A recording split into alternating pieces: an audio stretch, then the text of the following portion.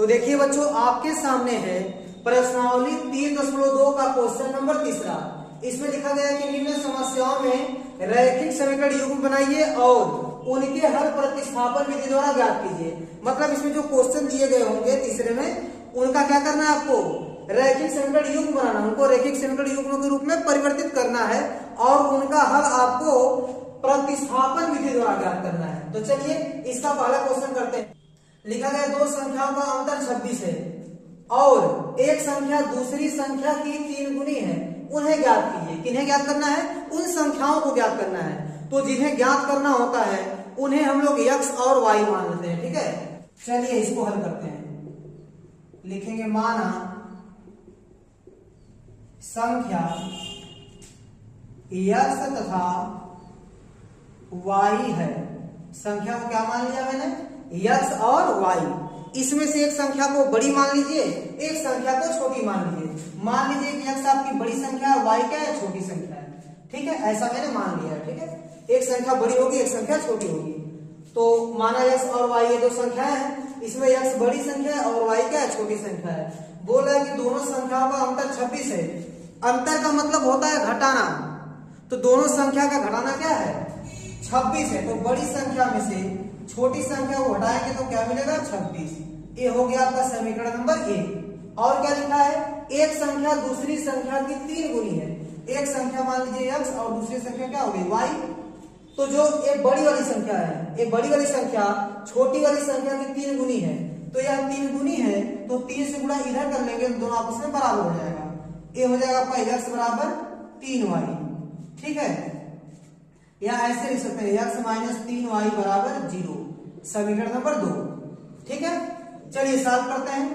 तो समीकरण 2 से आपको क्या मिलेगा? देखिए समीकरण 2 से आपको मिलेगा x माइनस 3y बराबर 0। यहां से आप x का मान निकाल लीजिए 3y, ठीक है। अब इस x के मान को आप रखिए समीकरण 1 में। किसमें रखेंगे? समीकरण 1 में। तो लिख देंगे x का मान समीकरण 1 में रखने पर, x का मान समीकरण 1 में रखने पर, चलिए x का मान समीकरण 1 में रखिए। समीकरण 1 यहां पे x का मान कितना रखेंगे? 3y। 3y ये हो जाएगा आपका 3y, फिर माइनस क्या है? y बराबर क्या है? 26। ध्यान दीजिएगा 3y में से 1y जाएगा तो 2y बचेगा बराबर 26। y का मान कितना आ जाएगा? 26/2 यानी 13 आ जाएगा, ठीक है। अब इसका मान आप समीकरण 3 में रख दीजिए, इसको समीकरण 3 मान लीजिए, इसी में आप मान रख दीजिए। तो x बराबर क्या होगा? 3y, y का मतलब 13, तो 13 तिया 39। तो आपको संख्या कौन कौन सी मिल गई? देखिए संख्या आपको मिल गई एक 39 और दूसरी संख्या क्या मिल गई? 13 मिल गई। यही आपका आंसर होगा। एक संख्या क्या है? 39 और दूसरी संख्या क्या है? 13। 39 में से 13 घटाएंगे तो आपको 26 मिल जाएगा। यानी दो संख्याओं का अंतर क्या हो गया? 26। और एक संख्या दूसरी संख्या की 3 गुनी है। देखिए 13 या 39, यह 3 गुना भी है। यह आंसर आपका एकदम सही है। तो इस प्रकार आपका क्वेश्चन नंबर पहला कंप्लीट हो गया। अब लगाते हैं दूसरे वाले क्वेश्चन को। तो चलिए बच्चों अब लगाते हैं क्वेश्चन नंबर दूसरे को। लिखा गया दो संपूरक कोणों में बड़ा कोण छोटे कोण से 18 डिग्री अधिक है, तो उन्हें ज्ञात करना आपको, ठीक है। चलिए इसको हल करते हैं। माना कोण आपको ज्ञात करना है, तो कोण को मान लीजिए कि एक है x डिग्री और दूसरा है y डिग्री, ठीक है। कोण x और y है, ठीक है। इसमें एक कोण बड़ा, मान लीजिए x बड़ा है और y क्या है? छोटा है। चलिए इसको सॉल्व करते हैं। देखिए इसमें लिखा गया कि दो संपूरक कोण x और y कैसे कोण है? संपूरक कोण है। तो दो कोण संपूरक तब कहे जाते हैं जब उनका योगफल 180 डिग्री के बराबर होता है। तो x और y क्या है? संपूरक कोण है, इसलिए इनका योगफल 180 डिग्री के बराबर होगा। समीकरण नंबर 1, ठीक है। यह लिखेंगे प्रश्नानुसार, ठीक है। प्रश्नानुसार x और y क्या थे? दोनों संपूरक कोण थे, इसलिए इनका योगफल कितना हो गया? 180 डिग्री के बराबर। इसके बाद क्या लिखा है? जो बड़ा वाला कोण है मतलब x, वो छोटे वाले कोण से 18 डिग्री ज्यादा है। यह 18 डिग्री ज्यादा है, अगर इसमें आप 18 जोड़ देंगे तो दोनों आपस में बराबर हो जाएगा। ये हो जाएगा आपका x माइनस वाई बराबर 18 डिग्री, समीकरण नंबर 2। अब समीकरण 1 या समीकरण 2 से दोनों में से किसी एक समीकरण से x या y का मान निकालिए। चलिए समीकरण 2 से निकालते हैं। समीकरण 2 से आपको क्या मिलेगा, x माइनस वाई बराबर 18 और x का मान मिल जाएगा आपको y प्लस 18। अब इस x का मान आप रख देंगे समीकरण 1 में, क्योंकि 2 से निकाले 2 में नहीं रखेंगे, ठीक है। कहां रखेंगे आप, समीकरण 1 में। चलिए रख दीजिए, x का मान लिखेंगे y प्लस 18 डिग्री और प्लस क्या है आपका y बराबर 180 डिग्री। अब देखिए y जुड़ जाएगा तो हो जाएगा 2y बराबर 180 डिग्री माइनस 18 डिग्री। ये हो गया आपका 2y। अब 18 इसमें से घटा दीजिए, 18 घटाएंगे तो आपको मिलेगा 162 डिग्री, ठीक है। तो y का मान कितना मिल जाएगा, 162 डिग्री बटे 2 से भाग कर दीजिए, 2 बटे 16, 2 1 2, 81 डिग्री। y का मान कितना आ गया, 81 डिग्री। अब इस y के मान को आप इसमें रख दीजिए, ज्यादा बढ़िया रहेगा, समीकरण नंबर 3 में, ठीक है। तो y का मान समीकरण 3 में रखने पर इतना लिख देंगे। इसके बाद यहां रखिए x बराबर y प्लस 18 डिग्री। अब y का मान कितना है, 81 डिग्री प्लस 18 डिग्री, दोनों को जोड़ दीजिए, ठीक है। तो एक कितना हो जाएगा, देखिए 80 10 90 और 90 8 1 9 99, ये हो जाएगा आपका 99 डिग्री, ठीक है। x का मान कितना आ गया, 99 डिग्री। तो आपको कोण कौन कौन सा मिल गया, देखिए कोण कितना हो गया, एक हो गया आपका 99 डिग्री और एक हो गया आपका 81 डिग्री। यही आपका आंसर होगा, ठीक है। अब देखिए बच्चों, लगाते हैं क्वेश्चन नंबर 3 को। यह लिखा गया कि एक क्रिकेट टीम के कोच ने 7 बल्ले तथा 6 गेंद 3800 रुपए में खरीदी। उसका क्या लिखा, बाद में उसने 3 बल्ले तथा 5 गेंदें 1750 रुपए में खरीदी। तो प्रत्येक बल्ले और प्रत्येक गेंद का मूल्य ज्ञात करना है। तो जो ज्ञात करना होता है उसी को x y मानते हैं। देखिए प्रत्येक बल्ले का मूल्य ज्ञात करना है और प्रत्येक गेंद का मूल्य ज्ञात करना है। प्रत्येक मतलब एक बल्ला और एक गेंद का मूल्य ज्ञात करना है। तो आप मान लीजिए यहां पर, माना एक बल्ले का मूल्य बराबर x रुपया तथा एक गेंद का मूल्य बराबर y रुपया, ठीक है। एक बल्ले का मूल्य x रुपया और एक गेंद का मूल्य y रुपया। अब ध्यान दीजिएगा, कोच ने 7 बल्ले खरीदे। एक बल्ला आपका x रुपए का है तो 7 बल्ला 7x का हो जाएगा। 6 गेंद खरीदना है तो एक गेंद आपका y रुपया का है तो 6 गेंद 6y रुपये का हो जाएगा। और दोनों का जोड़कर उसने कितना दिया, 3800 रुपए दिया, इक्वल टू 3800। ये समीकरण 1 हो जाएगा, ठीक है। अब देखिए उसके बाद उसने 3 बल्ले खरीदे तो एक बल्ला x रुपया का तो 3 बल्ला 3x का, प्लस 5 गेंद, एक गेंद आपका y रुपया तो 5 गेंद 5y बराबर को कितना रुपया दे दिया, 1750। ये हो गया आपका समीकरण नंबर 2, ठीक है। अब इसको सॉल्व कीजिए। देखिए समीकरण 2 से, ठीक है, 3x प्लस 5y बराबर 1750।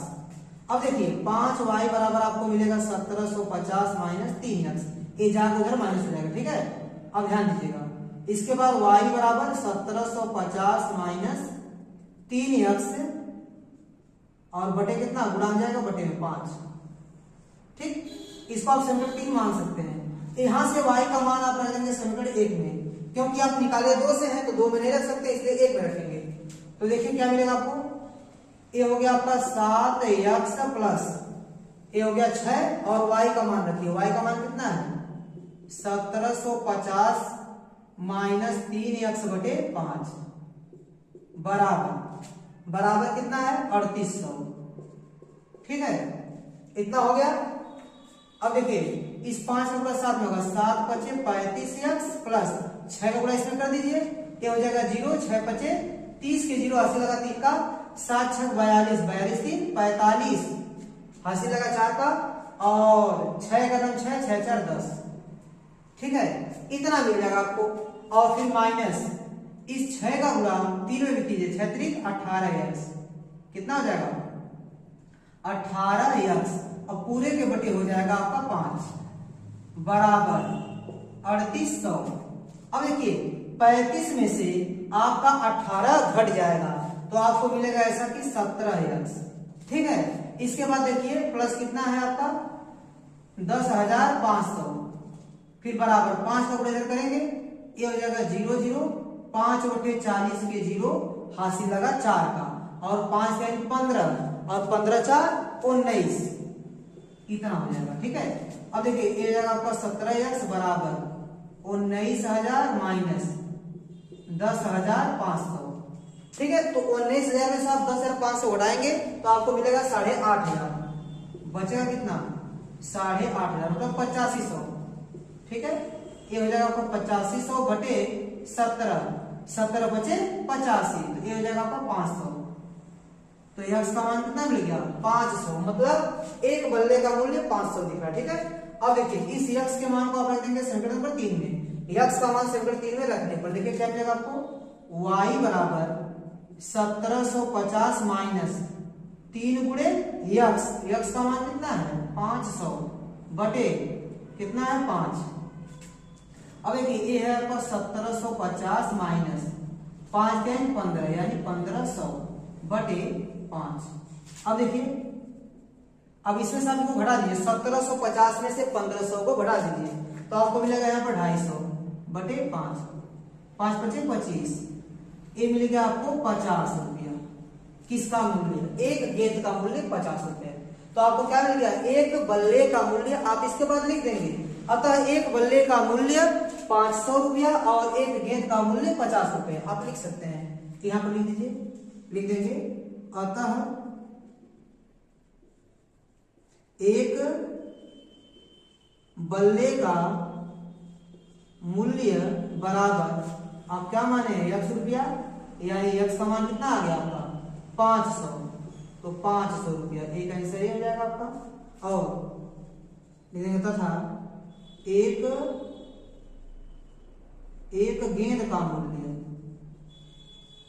एक गेंद का मूल्य आप कितना माने हैं y रुपया, और y का मान कितना है 50, ये 50 रुपया, ये आपका आंसर हो जाएगा। ठीक है, एक बल्ला 500 का और एक गेंद 50 रुपए की। ठीक है, तो देखिए बच्चों ये थोड़ा सा कट रहा था, आ नहीं रहा था। ठीक है, आप इसको नोट कर लीजिए। ठीक है, मैं कैमरे को थोड़ा सा इधर शिफ्ट कर दिया हूं। क्या लिखा गया कि एक नगर में टैक्सी के भाड़े में एक नियत भाड़े के अतिरिक्त चली गई दूरी पर भाड़ा सम्मिलित किया जाता है। 10 किलोमीटर की दूरी के लिए भाड़ा 105 रुपया तथा 15 किलोमीटर के लिए भाड़ा 155 रुपया। नियत भाड़ा तथा प्रति किलोमीटर भाड़ा क्या है, आपको नियत भाड़ा ज्ञात करना है और प्रति किलोमीटर भाड़ा ज्ञात करना। जो ज्ञात करना होता है उसी को हम लोग एक्स और वाई मानते हैं। तो यहां लिखेंगे माना नियत भाड़ा आप मान लीजिए ऐसा कि 100 रुपया। ठीक है, माना नियत भाड़ा कितना है 100 रुपया तथा प्रति किलोमीटर भाड़ा आप मान लीजिए y रुपया। प्रति किलोमीटर मतलब 1 किलोमीटर का भाड़ा कितना है y रुपया मान लीजिए। चलिए इस क्वेश्चन को और आगे सॉल्व करते हैं। देखिए 10 किलोमीटर के लिए भाड़ा कितना लगता है 105 रुपया। देखिए आपको 10 किलोमीटर जाना पड़ेगा तो 1 किलोमीटर का कितना है y रुपया, तो 10 किलोमीटर का हो जाएगा आपका 10y। ठीक है, 1 किलोमीटर का क्या है y रुपया है, आपको 10 किलोमीटर जाना है तो 10y लग जाएगा। ठीक है, उसके बाद अतिरिक्त भाड़ा आपको देना पड़ेगा नियत भाड़ा। ठीक है, तो 10 किलोमीटर का आपका 10y हो जाएगा और आपको नियत भाड़ा देना पड़ेगा, चाहे आप 10 किलोमीटर जाइए, चाहे 20 किलोमीटर जाइए, चाहे 2 किलोमीटर जाइए, चाहे 4 किलोमीटर जाइए, आपको पहले नियत भाड़ा देना पड़ेगा। उसके बाद हर 1 किलोमीटर का भी भाड़ा देना पड़ेगा। तो 10 किलोमीटर का 10y हो गया और नियत भाड़ा कितना 100 रुपया, ये आपको देना पड़ेगा।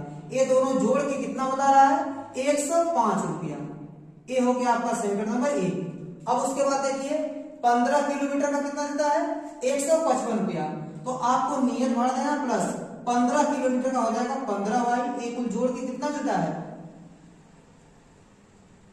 यह सब जोड़ के 155 रुपया।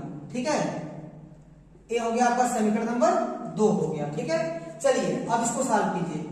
समीकरण 1 या समीकरण 2 से आप x या y का मान निकालेंगे, तो ध्यान दीजिएगा हम लोग समीकरण 1 से निकालेंगे। समीकरण 1 से देखिए x प्लस 10y बराबर 105। तो x का मान कितना आ जाएगा 105 माइनस 10y, ये मिल गया आपको x का मान। ठीक है, अब इस x के मान को आप रखेंगे समीकरण 2 में, क्योंकि समीकरण 1 से निकाले तो 1 में नहीं रखना है, आप रखिए समीकरण नंबर 2 में। चलिए यहां पर रखते हैं, तो क्या मिलेगा x का मान रखिए 105 माइनस 10y और प्लस कितना है प्लस 15y बराबर 155। अब देखिए ये हो गया आपका, देखिए 15y में से 10y घट जाएगा तो 5y बचेगा बराबर 155, और 105 उस साइड जाएगा तो माइनस हो जाएगा, माइनस 105।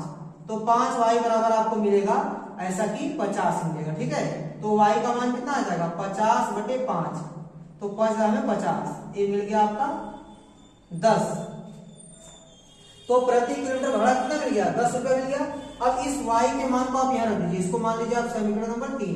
तो y का मान समीकरण 3 में रखने पर आपको क्या मिलेगा, देखिए x बराबर 105 माइनस 10 गुणे y का मान कितना है 10, तो ये हो जाएगा आपका 105 माइनस 10 में 100, यानी x का मान मिल गया आपको 5 रुपया। ठीक है, x का मान कितना है 5 रुपया, मतलब नियत भाड़ा कितना है 5 रुपए है। तो आप लिख सकते हैं अतः नियत भाड़ा, अतः नियत भाड़ा कितना हो गया, भाड़ा कितना हो जाएगा, आप x रुपया माने हैं, x मतलब 5 रुपया। ठीक है, तथा प्रति किलोमीटर का भाड़ा कितना है y रुपया आप माने हैं, तो y का मान कितना है 10 रुपया। ठीक है, प्रति किलोमीटर 10 रुपया, ये आपका आंसर हो गया। यह भी आपसे पूछा गया था। ठीक है, देखिए नियत भाड़ा था प्रति किलोमीटर भाड़ा क्या है, ये पूछा गया था, ये आपका आंसर हो गया। इसके बाद कुछ और भी पूछा गया है, एक व्यक्ति को 25 किलोमीटर यात्रा करने के लिए कितना भाड़ा देना होगा। तो ठीक है, इसको भी निकाल लीजिए। ठीक है, यहां निकालिए 25 किलोमीटर के लिए भाड़ा। देखिए 25 किलोमीटर का कितना लगेगा, देखिए पहले बात तो नियत भाड़ा उसको देना पड़ेगा 1 रुपया, प्लस 1 किलोमीटर का कितना है प्रति किलोमीटर कितना दिया है y रुपया, मतलब 1 किलोमीटर का y रुपया है, तो 25 किलोमीटर का हो जाएगा 25y। ठीक है, तो ये हो जाएगा x का मान कितना है आपका, x का मान है 5, प्लस ये हो गया 25 गुणे y का मान कितना है 10, तो 25 गुणे 10 250 हो जाएगा, इसमें 5 जोड़ देंगे तो आपका मिल जाएगा 255 रुपया। कितना मिल जाएगा 255 रुपया, तो 255 रुपया आपका आंसर होगा। तो 25 किलोमीटर जाएगा तो उसको 255 रुपया देना पड़ेगा। ठीक है, इस प्रकार एक क्वेश्चन कंप्लीट हो गया। तो चलिए बच्चों अब लगाते हैं क्वेश्चन नंबर 5 को। यह लिखा गया है यदि किसी भिन्न के अंश और हर दोनों में 2 जोड़ दिया जाए तो वह 9/11 हो जाती है। यदि अंश और हर दोनों में 3 जोड़ दिया जाए तो वह 5/6 हो जाती है। वह भिन्न ज्ञात कीजिए। ठीक है, चलिए आपको भिन्न ज्ञात करनी है, तो आप मान लीजिए माना भिन्न बराबर x/y मान लीजिए।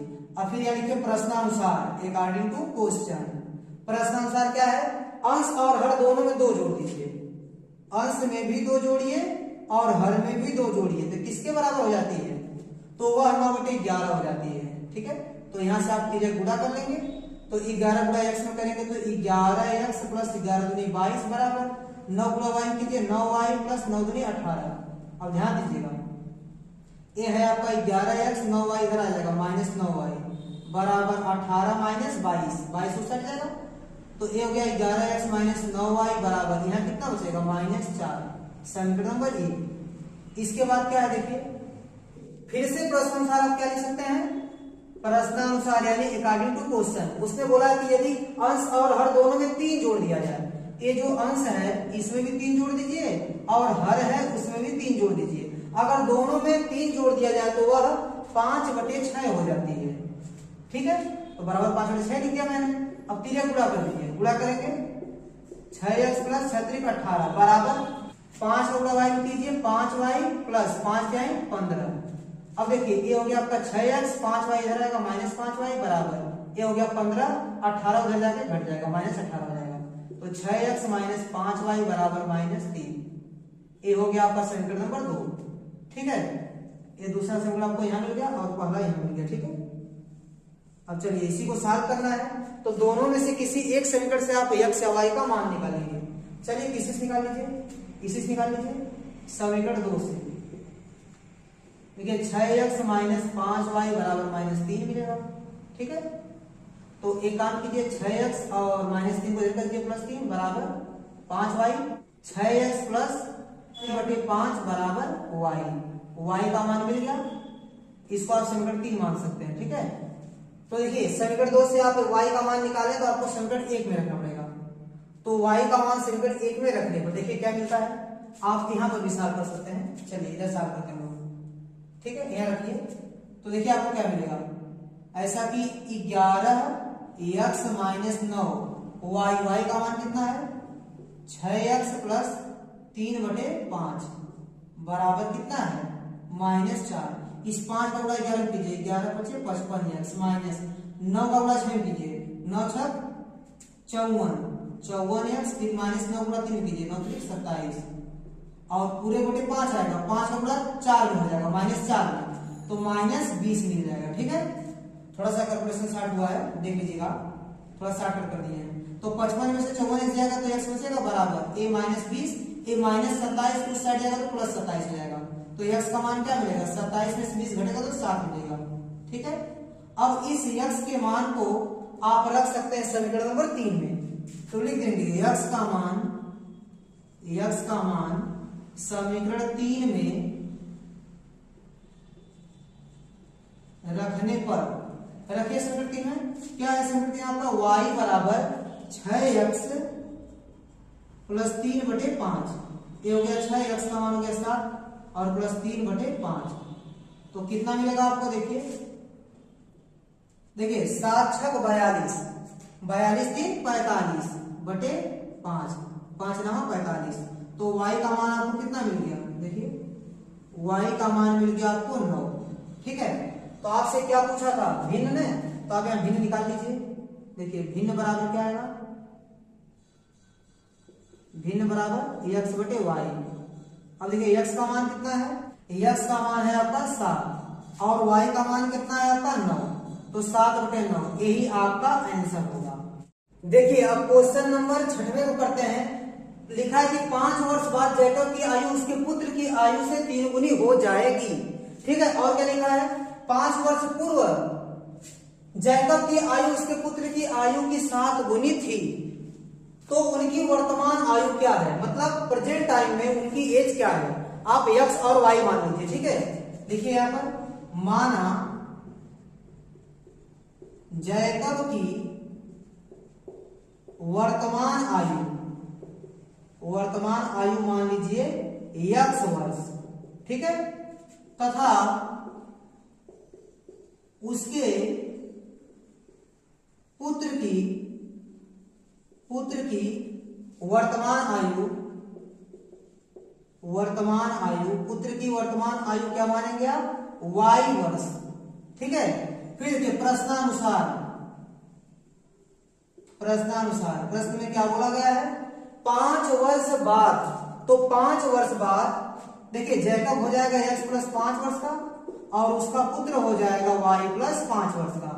5 वर्ष बाद दोनों 5-5 साल क्या हो जाएंगे, बड़े हो जाएंगे, इसलिए 5-5 दोनों में ऐड कर लिया। तो 5 वर्ष बाद जैकब की आयु उसके पुत्र की आयु से 3 गुनी हो जाएगी। 5 वर्ष बाद कितना हो जाएगा जैकब की आयु, उसके पुत्र की आयु की 3 गुनी, तो यह 3 गुना हो जाएगा, तो 3 से गुणा इधर कर देंगे तो दोनों आपस में बराबर हो जाएंगे। ठीक है, अब देखिए ये मिलेगा आपको x + 5 बराबर 3 का गुणा कीजिए, 3y + 5 = 15, ये हो जाएगा आपका x, 3y इधर आके -3y हो जाएगा बराबर 15, 5 उधर जाके घट जाएगा, x - 3y बराबर 10, समीकरण नंबर 1। ठीक है, अब देखिए इसके बाद लिखेंगे पुनः, इसके बाद एक लिखिए पुनः प्रश्नानुसार क्या लिखा है? 5 वर्ष पूर्व जैकब की आयु उसके पुत्र की आयु के साथ हुई थी। तो 5 वर्ष पूर्व मतलब 5 साल पहले। तो 5 साल पहले मतलब 5 साल आपको हटाना पड़ेगा।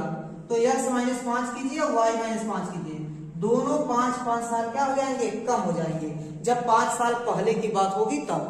तो क्या बोल रहा है? जैकब की जो आयु थी वो उसके पुत्र की आयु की क्या थी? 7 गुनी थी। तब यह 7 गुना था, तो 7 से गुणा इधर कर देंगे, दोनों आपस में बराबर। तो यहाँ मिलेगा आपको x माइनस 5 बराबर, गुणा कीजिए 7y माइनस 7 बचे 35। अब देखिए इधर सॉल्व करते हैं हम लोग। ये है आपका x, ये 7y साइड आएगा तो माइनस 7y हो जाएगा बराबर माइनस क्या है? 35, और यह माइनस 5 उस साइड जाके प्लस 5 हो जाएगा। तो x माइनस 7y बराबर माइनस 30, समीकरण नंबर 2। ठीक है, चलिए अब इन दोनों समीकरणों को सॉल्व करेंगे। देखिए समीकरण 1 से आपको क्या मिलेगा? समीकरण 1 से x माइनस 3y बराबर कितना है? 10 है। ठीक है, तो यहां से x का मान मिल जाएगा आपको 10, ये माइनस 3y उस साइड जाएगा तो प्लस 3y हो जाएगा।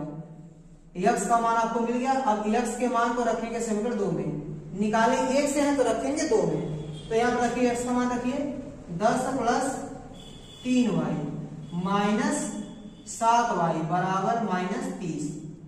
ये हो गया आपका 10, 7 में से 3 जाएगा तो माइनस 4y बचेगा। ठीक है, 7 में से 3 जाएगा 4y बचेगा, चिन्ह माइनस कर देगा बराबर माइनस 30। अब देखिए ये हो गया 10 माइनस 30 इस साइड आकर प्लस 30 हो जाएगा बराबर 4y माइनस 4y उस साइड आएगा प्लस 4y।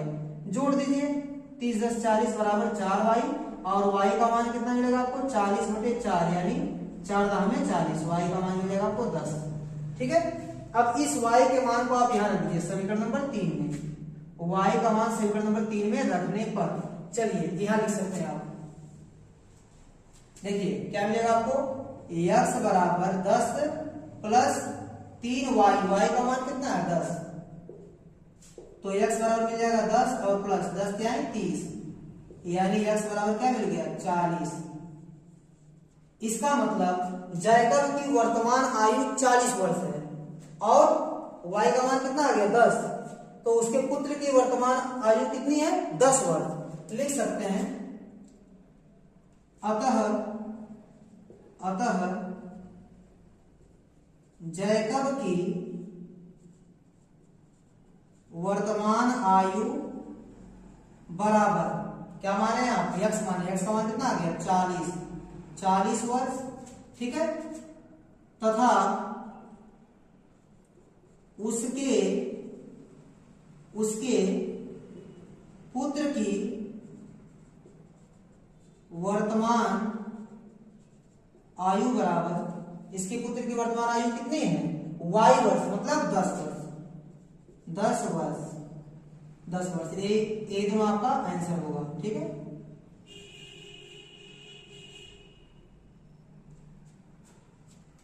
ठीक है बच्चों, इस प्रकार आपका प्रश्नावली 3.2 कंप्लीट हो गया। अब इसके बाद हम लोग लगाएंगे प्रश्नावली 3.3 को।